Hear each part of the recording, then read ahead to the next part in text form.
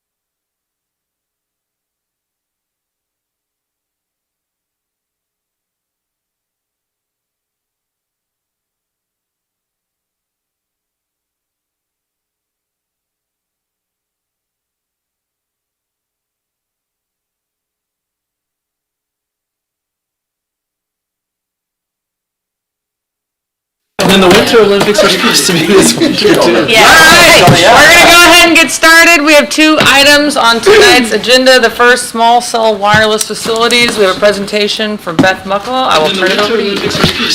Hello, I'm Beth Muckala in the City Attorney's Office, and I think I have not quite met everybody, but I'm in the City Attorney's Office. I'm filling in on this issue, but I have gotten it up to speed as I can, so I think I'll be able to answer most questions. But as you're likely aware, we're here to discuss some amendments to our small cell ordinance that was passed a couple of years back. A lot of you may recall that it was passed just after Senate Bill 1388, which was implemented in state law November 1st, 2018. So here is some background that some of you, a lot of you probably have seen fairly recently, so I'll just try to to skip over it. A lot of that I already said, but obviously this is federally regulated in addition to state law. The FCC has a great interest in making sure that these small cell facilities, which enable 5G technology, that they get out there, that this gets proliferated. So we know there's strong federal support, strong state support, and the cities were dealt in as far as Senate Bill 1388, and we've been acting under those guidelines. Just for those of you who haven't seen them, here are some examples of small cell facilities, what they look like. I noticed all these examples are on light poles, but that's obviously not the only option. Here, the last one is a good example of how they've tried to, blend it into the decorative light pole a little bit. That's addressed in our ordinance guidelines as well. So the thing about small cell technology is that they have a smaller range, obviously. 1,500 feet is my understanding of the industry standard. So that's less flexible than the humongous towers, but they're better able to blend into surroundings. And so the idea is to get 5G in those dense areas, which, it's improving what's already there. It's not establishing new. So that's what it's doing. Here's a rundown of federal law. As I've said, there is a strong preference to make this happen, but the cities were given some leeway here to see how it's implemented, particularly in public rights-of-way. But of course, we're all learning this area together, and so obviously there's going to be some impressions that cities are slowing down this process. We're reviewing, we're asking questions, and so we have to find a way to do that efficiently and effectively and to get the questions answered that are most important to the city as well as its residents.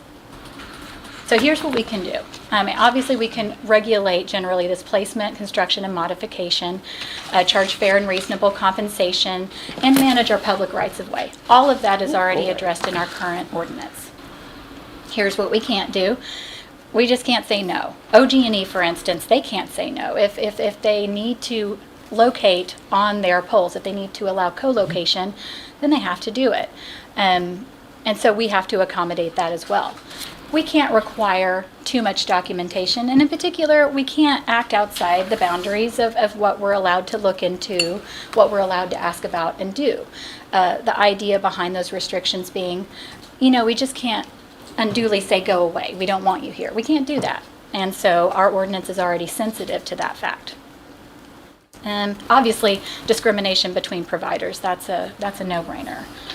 And so here's a rundown of Senate Bill 1388. And again, this is going to be repetitive to some or maybe most of you.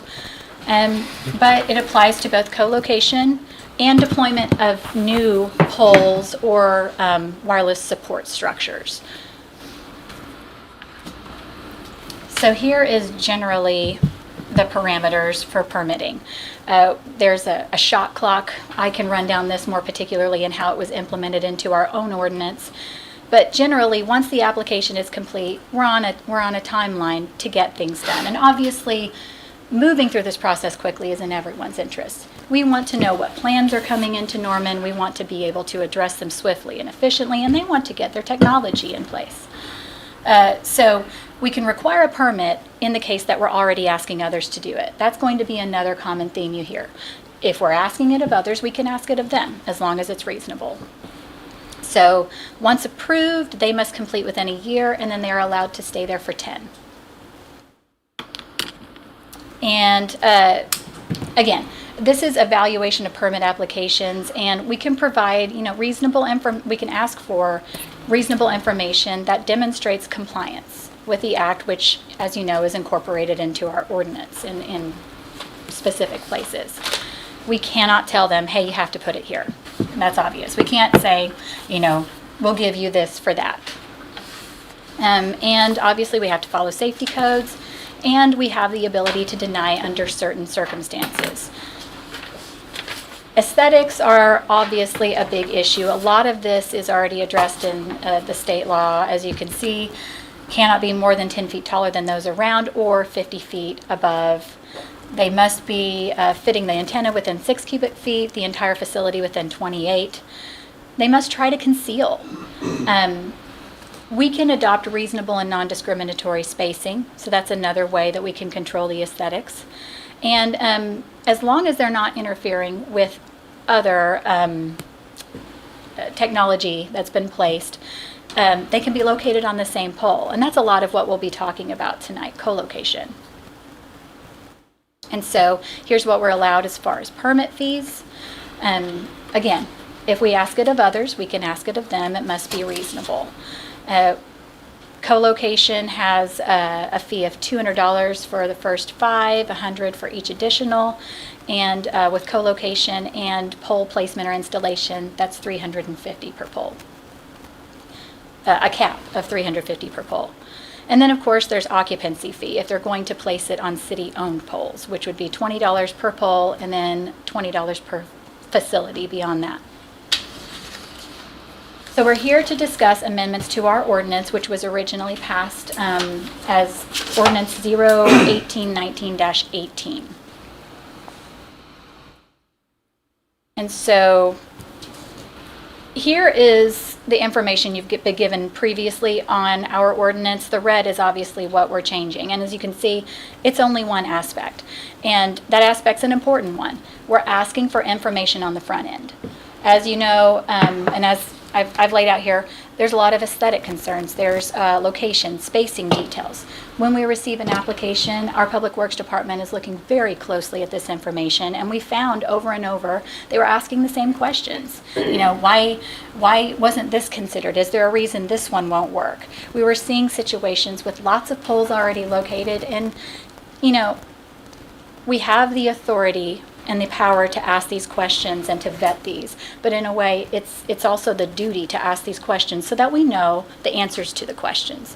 So that's what we kept finding ourselves doing. And so this, putting in a requirement for the affidavit saying, we've already had these discussions and here's the reasons why we couldn't make it work, it simply shortens the process. You'll see in the shot clock, it's up here, it's coming up, I promise, I keep talking about it. We can say your application's not complete, and then, you know, we're pretty much at a standstill at that point. Once we've said, we need this information, hey, can you answer this? We really can't go anywhere. It's once the application is complete that things get moving. So until then, we're really at kind of an impasse. This is to avoid that. It's to speed things up. And honestly, it gives them notice of the questions we now know we're going to be asking over and over. This is all the same as before, and it's a repeat of a lot of what I just said from the state law. Here is some of the items in our ordinance already with the red showing where we've tweaked it a bit.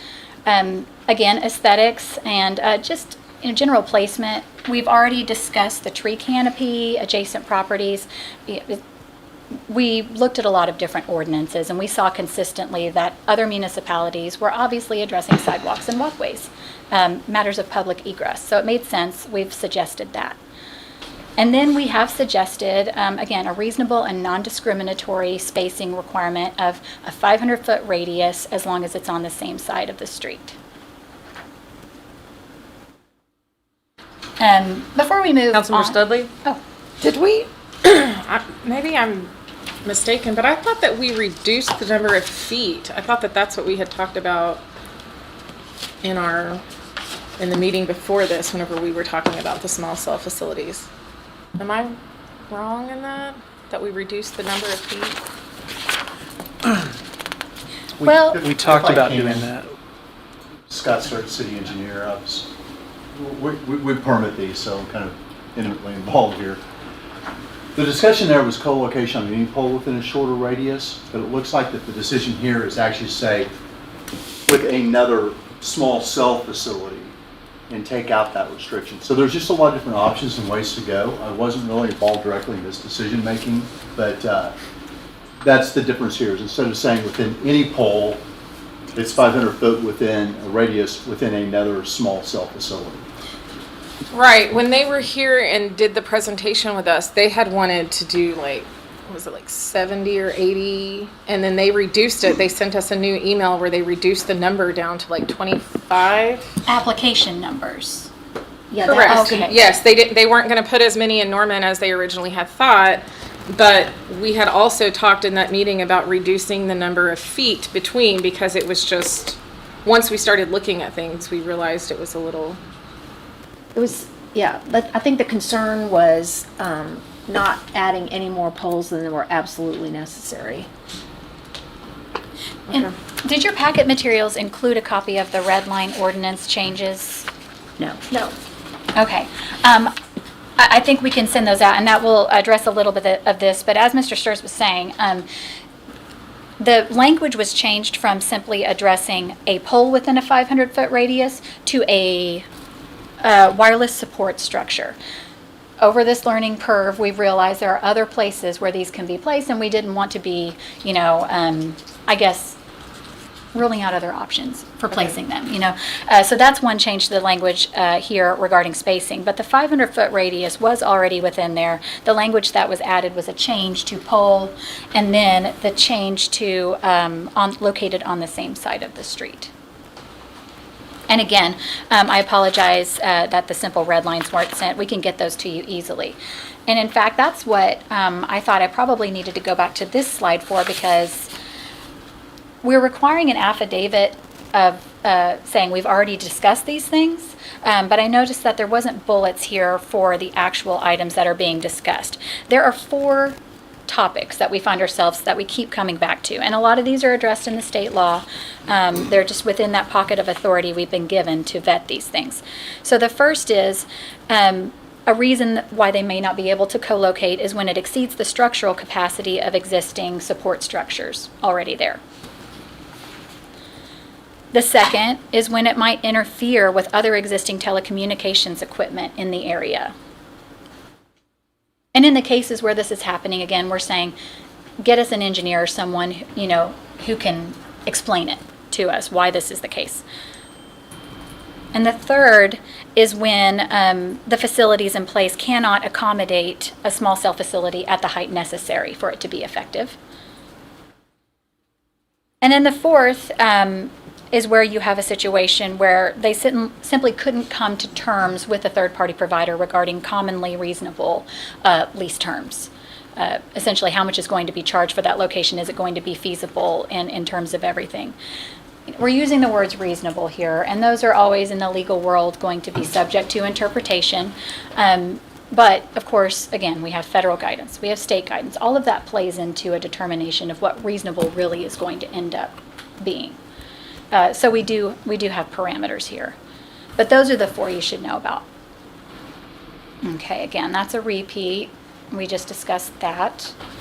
And so the 78 number, Councilmember Studley, that's just applications received to date. Whether or not any applicants may have decided to consolidate or reduce, that could have happened. That's just literally the number that's been submitted through March of this year. 4 of them were approved, but again, a lot of them went back as an incomplete application based on the fact that we just didn't have the feedback we needed in order to apply our ordinance. And so this is designed to help us just, get off high center on some of this. So we have some examples, some pictorials of just the best illustrations here. And again, some of you may have seen them. I'll try not to be repetitive. But this is a location on Main Street where you can see streetlights and utility poles were designated, and in this particular case, within a 500-foot buffer, you can see 19 existing streetlights, 8 existing utility poles, and 3 of them are, easily right next to them. So, that obviously is going to make us ask, why can't we find a solution here? So those are the kinds of questions you'll see on that one. This one is an example of a potential impact on a residential area. And again, there is a very high number of existing streetlights in this area, 2 of which actually are already located in front of the particular residence in which this proposed structure is set. Here's a picture of the front. You can see the taller light pole on the left, the decorative one in center, and I'm thinking, do I have a mouse or a cursor? Yeah, I guess they'd want to place the other one about there. Another residential example, not as many in this case, but as you can see, the language I just referenced, within 500 feet on the same side of the road, we have 2 of those right here. So we're automatically asking these questions. So these amendments are, they're not just pulled out of thin air, obviously. We looked at as many comparable situations as we could, obviously within the state, because they're going off of the same state law, the exact same law. The Oklahoma Municipal League had some guidance that we gleaned, and then we really did take quite a bit from Bixby's ordinance, but also Little Rock, Owasso, Broken Arrow were looked at closely as well. And so I did want to let you know the proposed schedule for moving this forward. My apologies. I think the plan was August 12th for Planning Commission, and September 14th, first reading, September 28th, second. Again, if we can get it there, that's just the timeline that we thought might be able to work. And so with that, I would invite any questions. Councilmember Peacock? Just out of curiosity, I'm looking at this map here and I don't see anything submitted for south of Lindsay, west of Classton. Is there any reason for that? You know, I'm sorry, they really chose all the locations. Okay. We had no input in that. They came to us with areas that they felt that they wanted to employ this new technology, and they actually came to us totally. So we didn't have any say or comment. We just received their applications, went out and checked the locations to meet our ordinances, and then submitted back to them whether it was a compliant application or not. Cool. Appreciate that. Councilmember Tortorello? Yeah, so are there applications coming in for outside, like to Ward 5 and Ward 6 out that way? Not at this time. What you see on that map is what has been submitted, and these were all submitted back in 2019. We've had maybe one or two since that time frame. They've pretty much stopped their applications to try to resolve this item. Okay. Councilmember Holman? So you go back to the first residential picture of the house, actually. So in committee, our concern was that this particular home has actually 3 poles already in the front yard. There's one that says no parking on this side of the street. So there are 3 poles in their front easement there. This would propose to add a 4th pole to that property. And so I felt that we were okay with eliminating the 500-foot radius thing, but we wanted to also make sure that this wasn't going to end up with, somebody wasn't going to end up with 4 utility poles in their front yard either. So, especially since there's so many close by that it seems like they could get onto. But would that be resolved with this? Would we still be protecting the homeowner here by getting rid of the 500 foot? Which again, I'm fine with getting rid of the 500 feet, but I don't, and I'm sorry if I misspoke, I don't mean to imply that the 500 foot is going away. The 500 foot is still very much in there. What the new language would read, and I'll just read it verbatim, no small cell facility shall be approved for placement on a new pole if the new pole is proposed to be located within a 500-foot radius from any other wireless support structure located on the same side of the street or along the same side of closest street if located outside of the right-of-way. And I think this is language that we drew directly from Bixby's ordinance, so we know that it's being used. We're not creating a new standard here. But yes, that's exactly the type of thing that it should address. We have 2 light poles right there on the very same side of the street. so this would help protect that homeowner potentially from having a 4th pole in their yard. But As well also as, allow AT&T to accomplish what they're trying to do with the coverage. or any applicant, exactly. And that way they'll know the questions that we're going to be asking before essentially we get here and slow them down. That was the main concern that I recall from the committee. So Councilmember Studley? So they did send in 78 applications, and then according to Jason, he sent an email to me where they reduced the number to 27, and Brenda sent that out to everyone on June the 16th. Thank you.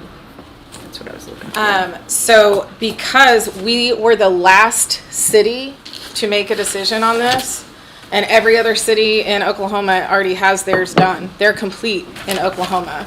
So our 78 that they had submitted were denied, only 4 were approved. So now they've come back and reduced that even further to 27. So I don't know if you guys want to look at that later on, but It has the 27 blue dots in there. Did you get a copy of that by chance? Not me, no, but I can find it. Brenda can forward that to you. Yeah, I was looking for that email, so thank you. All right, Councilmember Hall? I just wanted to make sure I really understood what you just said because, you know, we've used this example now in 2 different settings and I think the language you just said was at 500 feet within another pole that had small cell technology on it.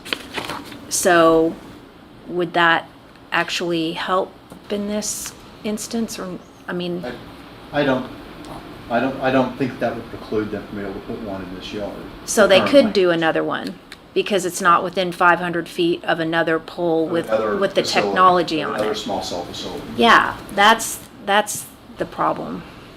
So the language as that's been proposed, though, is within a 500-foot radius of other wireless support structure, not necessarily the facility. Which, I mean, that was replacing the word pole, essentially, to make sure that we weren't limiting, you know, this buffer to only certain types of structures. If they have other options for co-location, that's what we want. So this spacing requirement is specific to the placement of a new pole as opposed to a co-location, which is what we want to encourage. Okay. Any other questions? All right, I think we're ready to move it forward. Thank you, Ms. Muckla. You're welcome. On to item 2, presentation from Ms. Hudson regarding parking requirements, specifically minimum. Oh, sorry, I hadn't done that. I don't need it, yeah. Thanks. Good afternoon, everyone. Jane Hudson, Planning Director. Hope everyone's doing okay. So excited. So you guys received your agenda packet and you have the staff report as well as the existing zoning for the parking requirements, and then there was also included in there the recommended changes. And so I just wanted to go over a couple of things. This is really just more of a discussion because there's really not a lot of a PowerPoint that I could do on this. I know Councilmember Peacock had some images from some of the larger parking lots that we have, University North Park, Ed Noble Parkway, and places like that. But we are looking at going from the required minimum to a recommended from what's already in the zoning ordinance right now. And, you know, at this point, going from a required to a recommended, we can kind of look at this as a transitional stage. At the last meeting when we were talking about the parking, there was also the discussion about the EDC that's currently going on and how in the future we might look for additional solutions for stormwater runoff, you know, and accommodating some different requirements within these parking lots moving forward. So, you know, I know one of the other things that we're looking at is, I mean, the recent changes. I mean, we can't ignore 2020 and how we've all gone to pick up our groceries now instead of going in and shopping and stuff like that. So, you know, we run a bus system now, so that's a change. We've got the scooters, we've got Uber, we've got Lyft, which we had those before, but, you know, and also, of course, you know, bicycles and walking and stuff like that. But, I mean, there are a lot of changes going on. So, you know, this reduction in the parking requirement could, you know, bring us to allow additional development on lots. Now, there are some developments that are already platted as a single lot. So if they want to come back in and actually sell a piece of property, we'd have to be looking at replatting. But if they were just going to do a lease, pad site, you know, they could do that. And I think that's what Scooters did, if everybody's seen Main Street, yeah. So, you know, we could have more development. We could have some mixed use coming into some of these larger parking lots and getting, you know, residents closer to some of those amenities that we already have in place. I mean, I'm thinking Main Street, University North, you know, just those areas that are very developed. You know, another thing that we're looking at is the cost to build. You know, we have some of the smaller businesses, developers that come in, and when we have that parking requirement in place, you know, it's a lot of money to buy that land to accommodate the parking requirements that we have. And so, you know, this might help us bring in some of the smaller businesses local developers, as local businesses and stuff like that. So, I mean, there's a lot of positives. And doing some of this research, I was reading an article and I thought this was interesting, and I think it was a bit extreme, but I think they could have done something else. But in one of the cities where they were looking at the parking requirements, they actually lost a lot of their older buildings because they could not reuse them and then also meet that parking requirement that they had in place. And so that's kind of sad. I already mentioned the runoff issues, I mean, the stormwater and stuff like that, but, we don't have to look very far, like I said, to see how the local retailers are bringing your groceries out to you. I have to say, I finally did that. And I'm going to say, it was the first time I'd done it, so it's probably faster. If, you're used to do it and you log in and everything, 4 minutes. 4 minutes to get my groceries and I was gone. So it was pretty cool. I thought that was awesome. But I guess in closing, I just want to say, that a developer knows what they need. They know what they need to get their customers in there, get them serviced, and get them out. I know that there's probably the concern of, what if we have somebody come in and they just do not put enough parking in? Well, that's going to be a detriment to their business. They know what they need. And we also might be facing people come in and they still put in that parking amount that's already required in here right now. It may be a little bit of time before people come in and say, oh, I don't have to put 50 in, I can put 35, and then I can still do something else with that other area. So I'm excited about it. I think it's a good step forward. And Have we heard any complaints about this change? I have heard nothing. Well, huzzah. They know what I'm retreat. Anyone have any questions? Councilmember Holman. So it looks like the only two that I don't, or I guess three, is there would still be 2 parking spaces required for single and 2 family dwellings, and 1 each, or so 1 bedroom for each, or 1 parking space for each bedroom in a fraternity or sorority, Right. and then 2 parking spots per mobile home. Correct. We kept those in there, but it's up for discussion if you guys are not comfortable with that. But the single family, 2 family, I think that's important.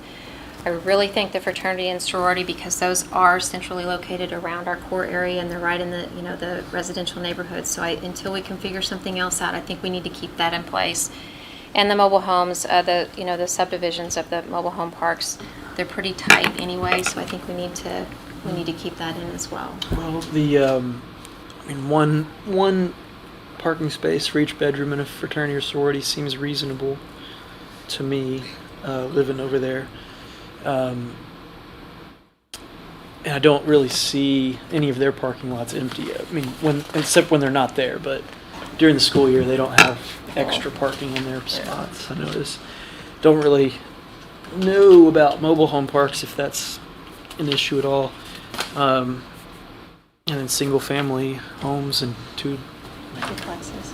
they mostly all have a driveway, so 2 seems, I think the biggest concern has been commercial strip malls, big box stores, Yeah.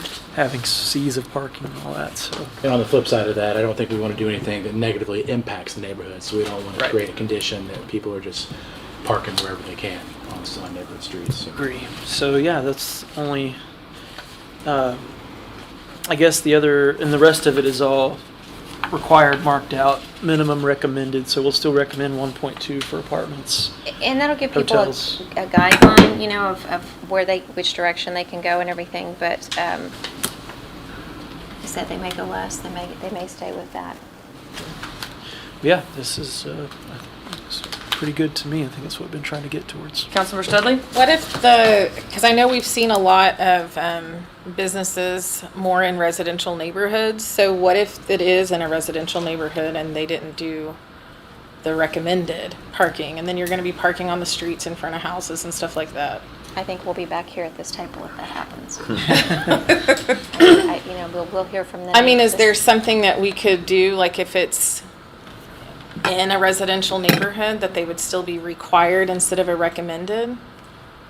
I think it'd still have to come to council or a zoning change at that point, probably. at which I'm time thinking we of that could- coffee shop that we just approved by the courthouse. Right. I was Right. thinking of the one over here.